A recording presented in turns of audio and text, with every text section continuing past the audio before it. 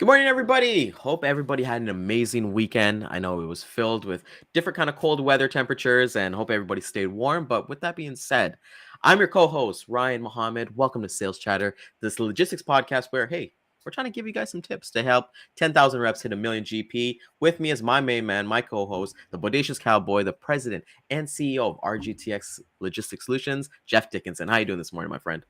Good, my man. Good. I can't believe the weekend went by that quick, but it was freaking cold. It was like a -7 where I live up here in New Jersey. And I am so glad that it's over with. But there's more to come, man. We're still in winter. So with that said, let's get into it, my friend. Let's do this. To the HPLS podcast. Live, relevant, and high performance information, conversations, and education weekly.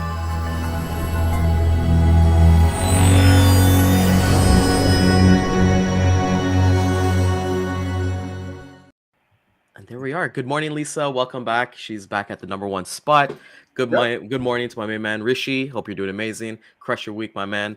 My man, Scott. I love that he's tuning on this episode because we're going to be talking about him. So I hope his ears are not getting too hot this morning as we're talking to him. Like me. I mean, either, it looks like him and Lisa are like fighting for the number one spot, or Lisa and I used to do that. It's pretty cool. Yeah, we got to make some lurker ribbons or some trophies or something like that. We got to get some merch, man. We got to get some sales chatter merch. Oh, we definitely have to. Yeah, we definitely got to do. What'd you get up to on the weekend, my friend? Oh, man. I'll tell you what. It was no football, except the Pro Bowl yesterday. That was kind of fun. But I don't know. I just went out and we were taking some pictures. I know you like taking pictures and doing that kind of stuff. And just getting some stuff prepared for my new apparel site, the Bodacious Cowboy trademark. And so we're looking for places. We have some really neat places up here. We could take some pictures, to put it as the banner up there. So much stuff happening there. It's so much. I'm telling you. I thought this was easy. No. This branding stuff is crazy, man. And just to add on to that, I've made a mission for February to post on YouTube every single day, like little shorts, Nice. like I did on LinkedIn, and just like the feedback, like it's crazy kind of thing. So even building your brand, I actually took some pictures on this weekend as well. Yeah. We went to a little bit of a hike on Saturday, even though it was really cold. It was kind of like, hey, let's kind of brace through and kind of push through and have some fun because I've got into the show, Jeff. I don't know. Is anybody in the audience a Succession fan? I got into it's an HBO show, and it's one of like the craziest shows I think I caught like 4 or 5 episodes on the weekend, and it's just a crazy show to kind of watch. So I was watching that. My dog, we picked up my sister's dog. She had puppies on Christmas Day, so we picked her up, and we got to meet all the puppies. There was 9 of them, Jeff, that we got to hug. 9 cockapoos. Yeah, exactly, right? So that's why I thought about you and things like that. So good morning to DJ. Good morning to my main man, Daman as well. Hope you had an amazing weekend. Jeff, let's get into it. I think today is going to be recap just for the audience. We're testing something here as we've been doing the themes of the week. What we want to kind of do for this week is kind of set it up kind of like a season finale. Like, we like the TV show aspect of what we do. So with that being said, we're going to be recapping the first week. So if you haven't checked out those episodes, definitely go and check out those episodes. Those were, we had the short week in January. The first one, we start off with a bang with Scott Watanabe helping us with basically training your way to success. Jeff, from what you remember, because I watched you on, I think it was Word on the Street or something like that, and you're always pumping Scott's tires. So I know you're a huge fan of what he does at Armstrong Transport Group. Give us some thoughts, man, of what you kind of thought, if you do remember. You know what? Let's call a spade a spade. When somebody's doing good out there, mention them because it's about setting best practices and kind of getting everybody kind of follow that. And I kind of do it myself, and I'm not putting myself on a pedestal. That's why I'll use Scott as the poster child, right? Yep. I think that's the proper way for training. That when you get a new individual that comes into a brokerage, or let's just say any kind of business whatsoever, there should be some kind of training succession as far as onboarding. What are you going to do? How are you going to do it? When you're going to do it? And I believe that Scott does it well because he has a 12-week training course. And it's not like he rough shots it and throws his people through it. He wants to make sure that those people are successful. And that's what it's all about. It's about preparing people and getting them into a position or position A to succeed, because you're only as good as your people. And if your people are not trained well, they represent your company and it's going to reflect badly on it. So I mean, kudos for Scott and his team over there to do the right thing. I believe it is the right thing.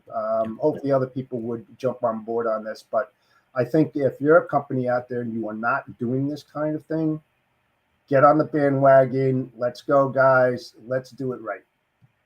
100%. And training, that's why we kind of want to start this journey, right? What's the first steps you've got to take to, I don't want to say become successful, but understand the industry and give it a fair shot? Because Yep. what I've seen when I worked at my previous companies is they bring like these college university graduates. They don't teach them anything, they don't train them anything, give them a lead list call, and then they don't get to understand the true passion of what we Yep. do.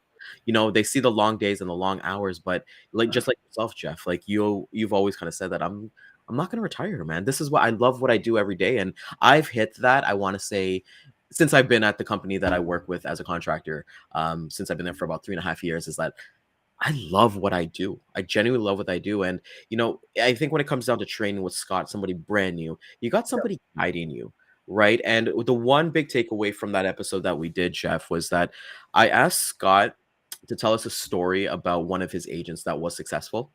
And first and foremost, he was so modest about it, right? It was like this is not my success, it was all her. But I remember what he was explaining in the story was that the agent, she never owned a home and things like that, and she accumulated all these things just by working hard and becoming one of their most successful reps. And we want to hear those stories, right? Because through the trials and tribulations of training, it's crazy to kind of talk about.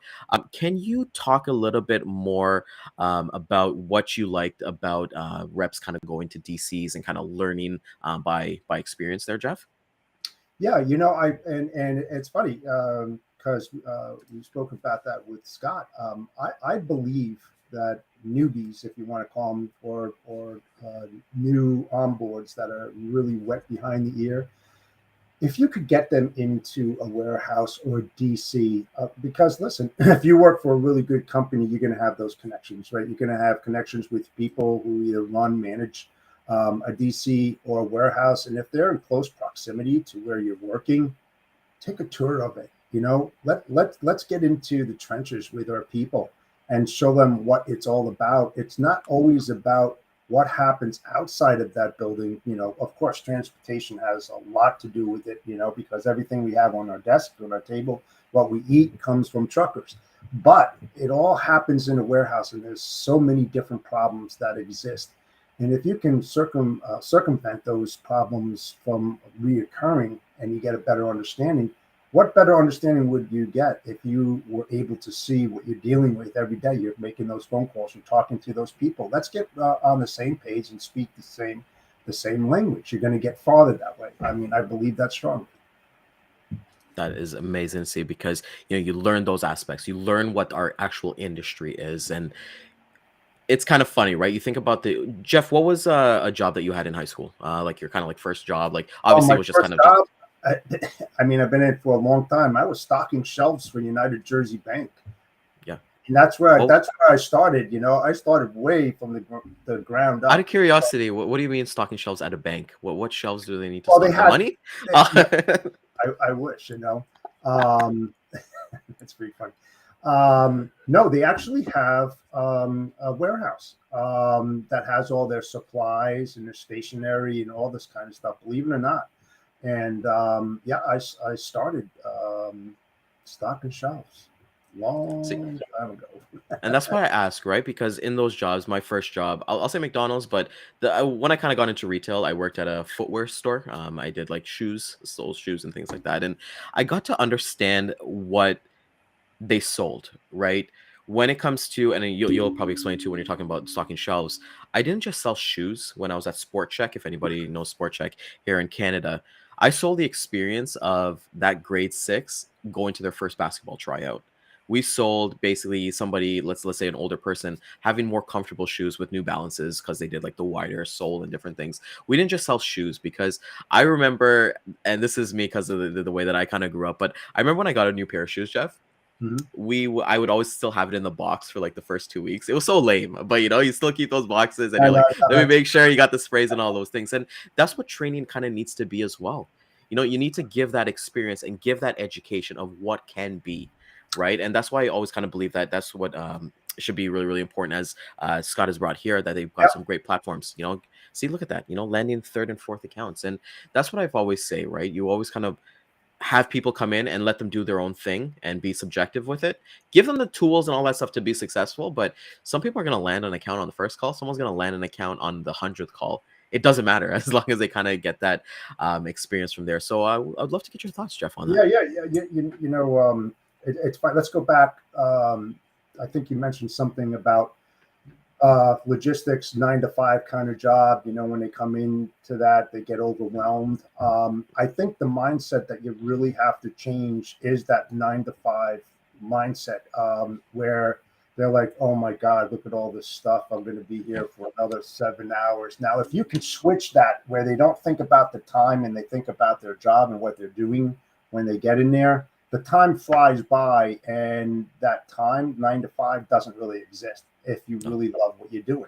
When you're making calls, Jeff. What's that? Yeah, when you're making calls and you're on a roll, it's like, oh my God, you look at the time and you're like, oh my God, it's been like 2 hours, it's just on that roll. And so you learn, and the time, the clock, doesn't really exist because you're enjoying what you do. It's basically, it really comes down to training, whether or not you have a good trainer, a good mentor, a good coach, a person that can develop you from the bottom up.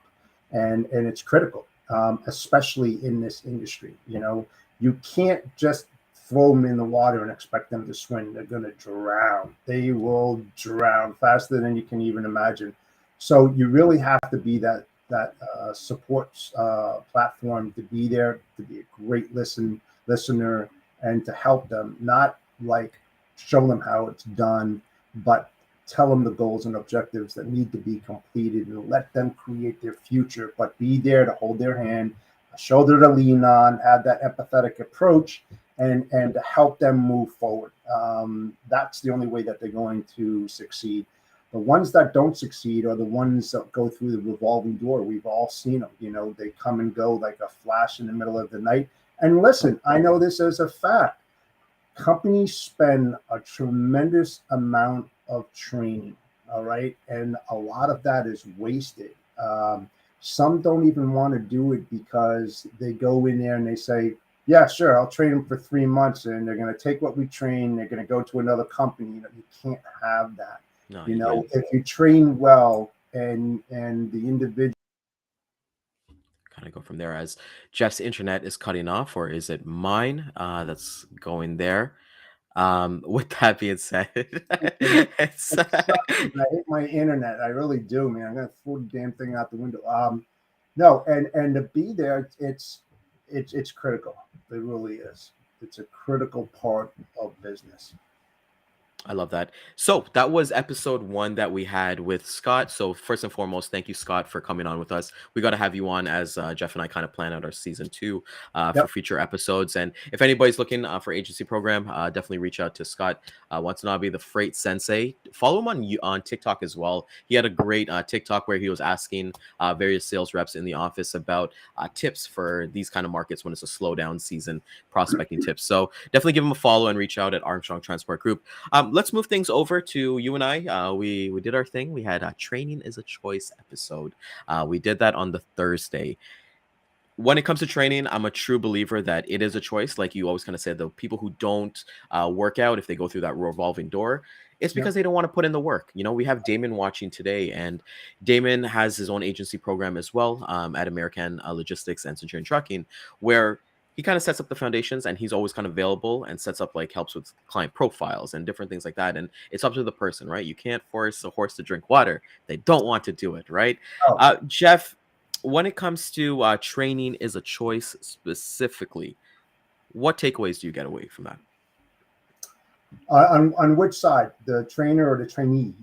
Let's go both. Let's role play a little bit both. Let's talk with the trainer first, and then we'll go with the training.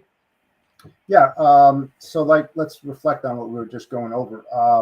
Yeah, it is, like I said, it's a critical function. You have to make sure that your people are absorbing what is being trained um, to them. And on the adverse side is, as the trainee, you should always be asking those critical questions to the trainer. Get involved. A good trainer will be in the trenches with their troops day in and day out. You can't sit in your office. I hardly ever sat in my office, and I was always out there, because you are going to learn from the people that you train as well, because they start becoming those SMEs, and you're all over the place. And that go-to person, is going to tell you what's working and what's not working over time. And then that's going to help you to develop. Remember, and it's an old adage, you're only as good as the people that you hire and train well. So if you're a piss poor trainer and you got poor results, the only person that you need to blame is yourself. Yep. Because you failed them, and when you fail them, you fail yourself. There's no two ways about it. I love that you said that, and I read an analogy for all the football fans out there. Anybody who knows Super Bowl's coming up this Sunday. Andy Reid from the Kansas, he's the head coach of the Kansas City Chiefs. He's playing against Philadelphia Eagles. That was his former team. Yeah. Andy Reid was there for a couple of years. I would say, they had successes. They went to the Super Bowl with Donovan McNabb and Terrell Owens, but they never got that one big one. He made a change when he went to Kansas City. I think he has like 30 coaches, I think he has, that deals with teams in specifically. So Think about that, right? You got a team, I don't know how many players. I think there's like 100 players or some more players on a football roster, NFL roster, sorry. But, when you have that one-to-one training to understand, and one thing that I've learned, Jeff, and it's one of my favorite phrases, is that the squeaky wheel gets the grease. Yep. Ask those questions. Be a student of the game. And that exactly from there, right? And for me, I've understood that I'm gonna always ask those questions, and it's not necessarily getting trained within that like scheduled day that you're in the office for, right? It's that 5 to 9. So we talk about the 9 to 5, but it's that 5 to 9, whether it be AM or PM, that you're leveling up your own training, looking at shows like our shows, looking at like Chris Jolly shows, reading people on LinkedIn, building that network, looking at Gunner, taking courses on Skillshare. It's those things that you kind of decide and you map out your future and your career. And that all comes under training and role playing and things like that. Jeff, you've seen it on the logistics side when you sat in the chair of being a logistics manager. Talk to the audience out there, because we do have some new reps probably watching the show. What did the calls feel like when somebody who was prepared and trained versus somebody who knew their stuff? Well, and I'm just being totally transparent. The ones that really knew what they were talking about was probably about 2% of all the calls that I did. The ones that were smart, that were trained well, that knew who I was, that knew about the company, that knew about my facilities, where they were, the product line that we shipped, all extremely important in this business, especially if you are a service provider, LSP, whatever you call yourself. I highly recommend that you do that, because the other 98% failed greatly, and I red flagged them. I mean, when you've got millions and millions and millions of dollars in transportation spend, you have this monstrosity of a target on your back that everybody wants a piece of that pie. It's the truth, and especially if you work for a very large company, that they want to have that company brand underneath their brokerage or as a carrier service provider. And the thing is when you get red flagged, your emails get put into spam, they get blocked. You don't need to write like a tremendous email, monster-sized paragraphs, and I say it all the time. Guys like myself, John Brewer, just to name a few who've been in the industry a long time. We were very busy every single day, not from 9 to 5, probably from 7 until 7 o'clock at night, if not longer. We were getting blindsided every single day. You need to be creative. You need to spark my interest.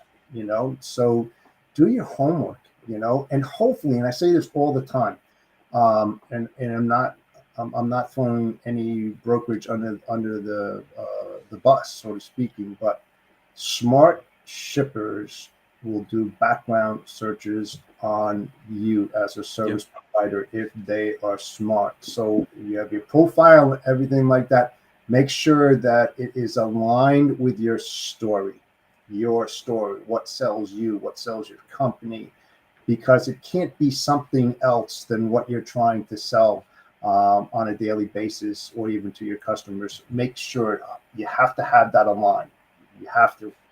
And I think that, well, that comes back, and you're going to jump into the gun a bit with the prospecting calls. That's for next week, guys. But with that I said, for the training, and I think it's so important when you're in a training environment that the company talks about their values, talks about their culture, because you're going to form your own identity based off what you're being told in the classroom, right? And for me, I remember classrooms are, hey, it's like 25 or 30 of us. This was before I got into logistics, but talking like a call center environment. But we get into a training environment and go through some PowerPoints, and then we do some testing, and then take lunch, have some games, and different things like that. And I think to understand the message. So if you're somebody who's a trainee, ask the trainer, what are we really good at? And if you get an answer that we're really good at everything, then maybe you want to start running or start looking to go somewhere else, because I don't know. I feel like there's no true company that can actually say that, hey, we're amazing at every single thing. There's going to be something that, they're not going to be to. And something to get back to that. And this is another important point too. When you go to interview with these brokerage houses or individual who are starting up and they're looking for more support, everything, don't think of it as you're going for an interview. Okay, think about it as this is the best opportunity for you, right, as a possible employee, to interview the interviewer. Ask them the most important questions, because you are going to be sitting in that seat. You want to know that you're going to get supported day in and day out, that individual will be there for you. So it's a great opportunity. Just don't sit back and answer the questions being asked. Ask those questions too. This is your time, man. Do that. It's going to help you out in the long run. It's like, I'll mention Scott again. It's like if you asked those important questions and you went to freight brokerage number 1 and they mentioned nothing about training, and now you go to Armstrong and you ask that same question, they go, oh, okay, well, for your onboarding, we've got all these papers and all this other forms that you need to fill out. You're going to spend your first couple of days with Carol. We have a 12-week training program. That's like, really, okay, now you're starting to match up, apples to apples or apples to oranges. Which seat do you want to sit in? If this is what your passion is and what you want to do, ask those questions. 100%. Can't agree with you. I know we disagree on a lot of things, but that's one of the things that I'm like, that's the best thing, because, the interview process, I'm going to be completely wrong. I haven't done an interview in maybe 4.5 years, I would say. Even when I interviewed for this company that I work with, we didn't, it really wasn't an interview. It was really, hey, this is like, we got to shoot it was a referral that I got the interview in. But I feel like the interview process, Jeff, is so outdated. Gone are the days like, hey, name a time that you had an obstacle and how did you overcome it, or name a weakness. I feel like everybody says that their weakness is going to be that they overwork. That they always want to find the positive weakness. And I think you have to truly interview the company as much as they're interviewing you, and understand those questions, because we're going in with the mindset, everyone, that this is a brand new rep coming into the game. Because I feel like, hey, if you've been doing this for a while, like Jeff, if you and I were to somehow woke up tomorrow and we're like, okay, we don't like the position that we're at, let's kind of go somewhere else, that's going to be a different conversation for training and things like that, right? But as sorry, Damon brings up here, is that you start with the core strengths of the company. Once you learn those, then you can expand to other areas, but you get that solid base and foundation. And that's what I say. I always ask, what are we good in? What can we do with our eyes closed? What can we do is that, hey, and it's not just, hey, we have one carrier on this lane. It's like, what can we do so good that if 10 carriers fell off, our 11th is as good as number one?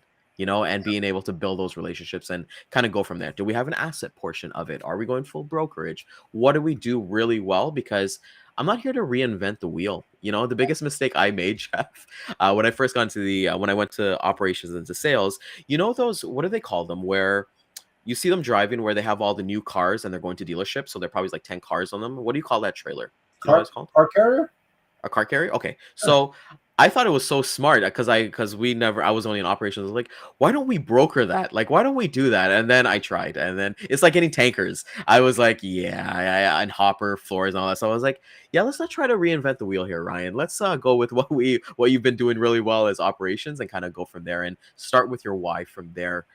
Jeff, we had a lot of fun with training and things like that. What tips would you give? And let's go 5. Let's go 5 tips. What 5 tips would you give to a newbie coming into it who's going through a training program just for training? What are top 5?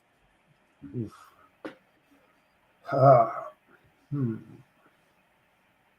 always ask me these questions. It's just like there's so many of them. We only got like 5 minutes left. Just like, I know. I really have to think about it because they're just so. I don't want to give the wrong answers to this because they're so pertinent. But I'll tell you. Let me tell you a really quick story. All right. Yeah.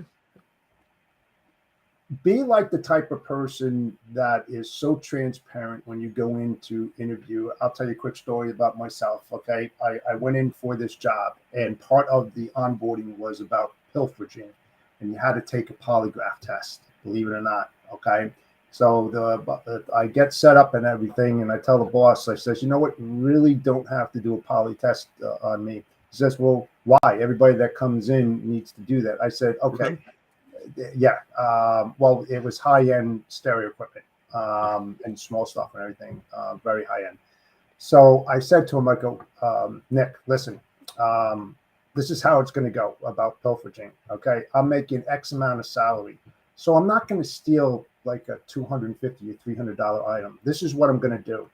I know a lot of carriers. It's going to happen on Saturday morning. I'm going to have the carriers come in and they're going to back up to the doors and I'm going to empty this place. Because if I'm going to put my job on the line, I'm going to make it worthwhile. I'm going to take everything that I can freaking take out on this thing. And he says, you got the job. Because I was just being that transparent, when you're working to do something like that, that's part of it. The transparency, being honest. If there was something that you have a weakness, tell them about that weakness. What did you do to correct that? I mean, that's like the number one thing. What are your strengths? What are your weaknesses? What are you good at? Make sure you write all those things down because those are the type of questions that they're going to ask. Yep. If you've never worked in a broker, don't say you did. This is going to be my first job. I don't know a lot, but I'm a good learner. Just be upfront and tell them the way that it is. Because that's the way they're going to perceive you sitting in that chair. Are you going to be a big BSer? Or are you going to be forthright and tell me what I need to know and being, as honest as possible? And hopefully I will get the same thing from my boss or whatever on that side. So, I mean, there's so many different things to ask that are top 5. I mean, it's Well, maybe you can do like a LinkedIn post. Like think about it, maybe make a LinkedIn post about it or something like that, and we kind of go from there. We've had so much fun recapping. This is probably one of my favorite. I say that all the time. It's probably one of my favorite episodes. But being able to recap what we've done and kind of reflect on those episodes because I know both of us were watching the episodes before we got on here and kind of take some tidbits. So, like we said, we're doing the season finale for this week. This week is the recap of the first week we talked about was specifically on training. for everybody who's watching today, tomorrow we're actually going to go live at 10 a.m. instead. We both got a call tomorrow at 9 a.m. So with that being said, we'll make an event and all that fun stuff. Jeff, some final thoughts regarding training while we take this bad boy home.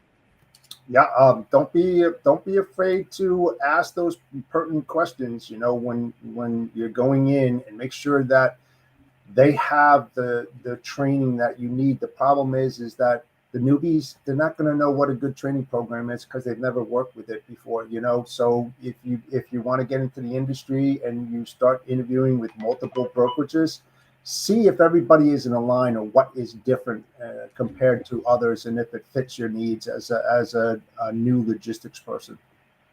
Beautiful. So, want to thank everybody for coming out today.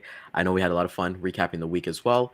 If you found value in this video, please like, comment, share it with a colleague, you know, somebody who maybe is just getting into the industry, or a relationship that you forged on LinkedIn. Send this to them so we can see them tomorrow as we go into our week 2. And I think we'll do week 2 and week 3 recap because we've got Dean on Wednesday. So catch us back on the replay at 12 and 3 p.m. Eastern Time on LinkedIn, Facebook, YouTube, and Twitter. And, you know, we'll thank you to our corporate sponsor, Daman at Centurion Trucking and American Logistics. They are looking for agents, and they have an amazing training program where they pay up to 60% GP. So definitely hit them up. We got a lot of things in the future going on, a lot of fun. So, Jeff, always a pleasure, brother. Let's kill it, and we'll see everybody tomorrow. The Bodacious Cowboy out.